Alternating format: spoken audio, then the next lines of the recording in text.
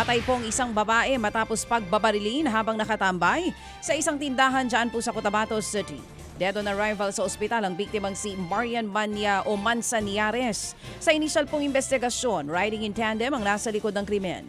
May pangunahing motibong iniimbestigahan ng mga pulis. Kabilang po dyan ang love triangle at personal na galit. Nanawagan din ang mga pulis sa sino mang may impormasyon kaugnay sa kaso na agad na makipag-ugnayan sa kanila. Samantala po naman 2 ang patay habang 6 po ang sugatan nang bumangga sa puno ang sinasakyan nilang MPV sa pagudpod doon sa Ilocos Norte. At ayon sa investigasyon, pawang mga misyonaryo po na galing sa Kawayan Isabela ang mga biktima.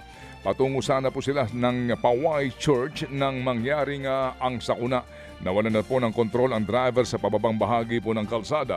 Pareho pong senior citizen ang namatay. Patuloy po namang nagpapagaling sa ospital ang 6 na sugatan. Sugatan ng isang lalaki matapos saksakin ang kanyang pamangkin sa Tigbawan sa Iloilo. Sa investigasyon, bigla na lang pumasok ang suspect sa bahay kung saan nandoon ang kanyang tiyuhin at sinaksak niya ito sa balikat. Hindi naman sila nagkaroon ng alitan noong mga oras na iyon. Nagpapagaling sa ospital ang biktima.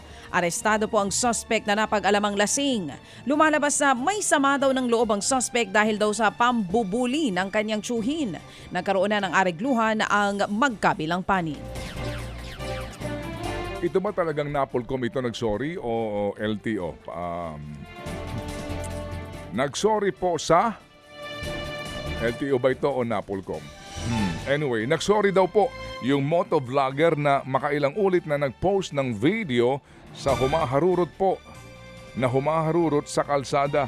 Talagang Napolcom nagsorry, okay. Sa video nga po, nakuha po sa Marilaki Highway sa Tanay Rizal, kita pang tila iniiwasan ng vlogger ang isang pulis.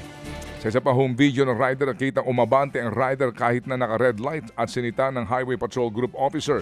Naglabas po ng show cause order ang LTO laban sa rider. Posible po daw po itong managot sa kasong reckless driving at improper person to operate a motor vehicle. Ang kanya pong lisensya ay suspendido na ng 90 dias. Nagtungo siya ng Napolcom. Bakit? Dahil sa mga pulis yung sumaway sa kanya na hindi niya sinunod. Okay. Samantala sa iba pang balita, nabisto pong isang bahay sa Looc, Occidental Mindoro na ginawa daw laboratorio ng shabu. Nasabat po sa lugar ang mga container at kemikal na ginagamit sa operasyon. Arestado pong 2 caretaker ng lugar. Ikinanta din nila ang mastermind daw sa likod ng operasyon. Ayon sa mga pulis, umaabot daw ang kanilang mga ginagawang produkto sa iba't ibang bahagi ng Pilipinas. Na-turn over na po sa PIDEA ang mga nakumpiska sa laboratorio. Maharap naman ang mga naarestong caretakers sa kaukulang reklamo. Mga kapatid, patuloy po kayong tumutok sa 105.9 True FM para sa totoong balita, impormasyon, music and entertainment. Mag-subscribe sa aming YouTube channel at podcast at sundan nyo kami sa Facebook, Instagram, X at TikTok sa True Network PH. Bisitahin din po ang aming official website, truefm.ph. At panoorin din kami sa True TV Signal, Channel 19. Kami po ang 105.9 True FM. Laging true sa'yo, kapatid.